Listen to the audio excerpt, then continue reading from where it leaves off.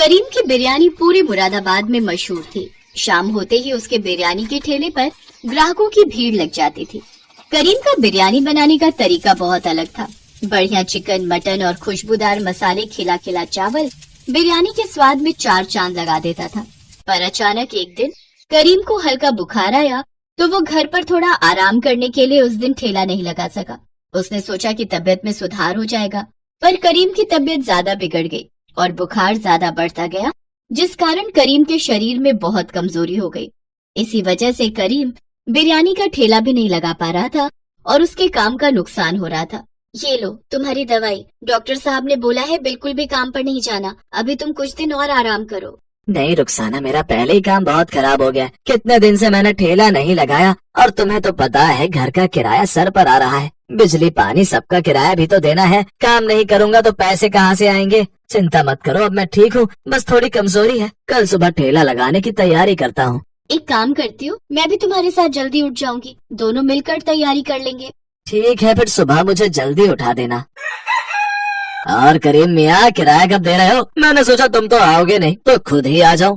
अकरम भाईजान, बस कुछ दिनों से तबीयत खराब चल रही है, इसलिए काम भी बंद पड़ा है। कुछ दिन कमाई करके फिर मैं जल्दी ही किराया देने की कोशिश करूंगा। नहीं, अब एक भी दिन ऊपर नहीं करना। कल तक मेरा किराया मुझे दे दो। वैसे भी मेरे साले की शादी है, मैं कुछ दिनों के लिए परिवार के साथ शादी में जा रहा हूँ, उसके बाद बहुत देर हो जाएगी। शादी के लिए खरीदारी भी तो करनी है। तू कुछ भी करके कल तक पैसों का इंतजाम कर ले, मैं कल फिर आऊंगा। अकरम धमकी देकर चला जाता है। करीम बिरयानी का ठेला लेकर बाजार पहुंचता है, पर अब उसी जगह पर किसी दूसरे आदमी ने बिरयानी का ठेला लगाना शुरू कर दिया। उसके सारे ग्राहक भी उसी ठेले पर बिरयानी खाने लगे, क्योंकि वो बिरयानी वाला करीम से कम दाम में बिरयानी खिला रहा था। इस कारण करीम की बिक्री बहुत कम हुई। करीम परेशान हो गया, क्योंकि अगले दिन अकरम फिर से किराया लेने आ गया। देख करीम, तू मेरा किराया नहीं चुका सका, अब ये ठेला, ये बर्तन और घर का सामान मैं कबाड़ में बेचकर अपना किराया पूरा करूंगा। चलो लड़को, जल्दी जल्दी सारा सामान उठाओ और ले चलो। अकरम भाई, ऐसा ना करो, मेरे छोटे छोटे बच्चों को लेकर मैं कहाँ जाऊंगा, रात होने को है। अकरम भाईजान सुनो, अल्लाह के लिए मुझ पर रहम करो अकरम भाई। अकरम ने करीम की एक नहीं सुनी, वो उसका सारा सामान उठाकर ले गया। करीम की आंखें आंसुओं से भर गई। उसने अपने बेटे को गोद में लिया और पत्नी और बेटी के साथ घर से बाहर निकल आया। सुनिए, शाम होने को है, अब हम कहाँ जाएंगे, कोई ठिकाना भी तो नहीं है। थोड़ी देर में दिल्ली की बस आने वाली है, दिल्ली में ही रहेंगे। यहाँ मुरादाबाद में रहने का अब कोई फायदा नहीं। दिल्ली एक बार भाईजान के पास चलते हैं, हो सकता है वो कोई काम दिलवा दे। करीम अपनी पत्नी और बच्चों को लेकर मुरादाबाद बस अड्डे से दिल्ली की बस में बैठ गया और दिल्ली अपने बड़े भाई रहमान के घर पहुंचा। पर रहमान की पत्नी सलमा ने उन्हें वहाँ रहने के लिए साफ मना कर दिया। देखिए जी, मैं इन्हें यहाँ रहने के लिए इजाजत नहीं दे सकती। आप तो जानते ही हैं दिल्ली शहर में खर्चे कितने हैं। हम ही बड़ी मुश्किल से 2 वक्त की रोटी जुटा पाते हैं। अब इन दोनों का साथ में बच्चों का खर्चा उठाना हमारे लिए बहुत ही मुश्किल है।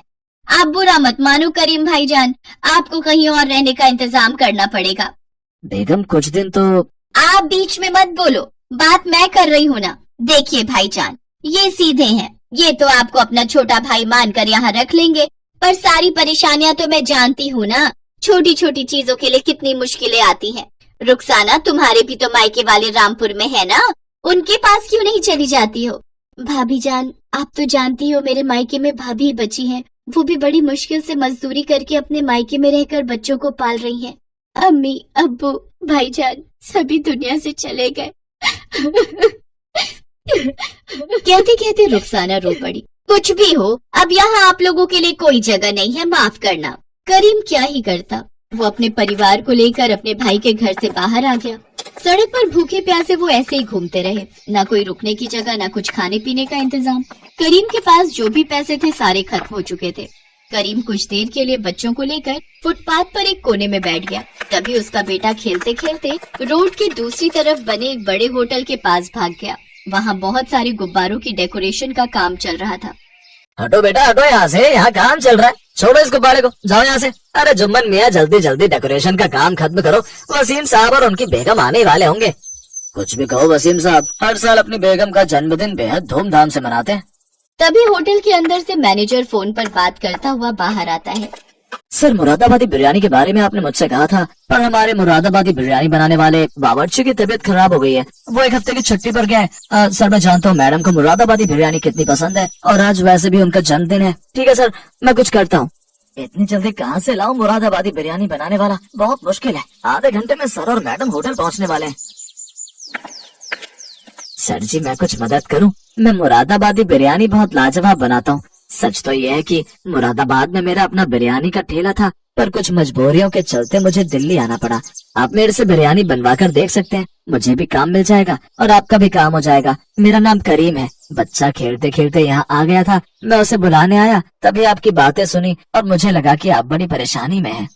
अच्छा, तो तुम मुरादाबाद के रहने वाले हो? ठीक है, अगर तुम मुरादाबादी बिरयानी लजीज बना सकते हो तो हमें कोई हर्ज नहीं है। और मैं तुम्हें होटल की रसोई दिखा देता हूँ। ठीक है साहब, मैं अपनी बेगम को बोल देता हूँ, फिर आपके साथ चलता हूँ।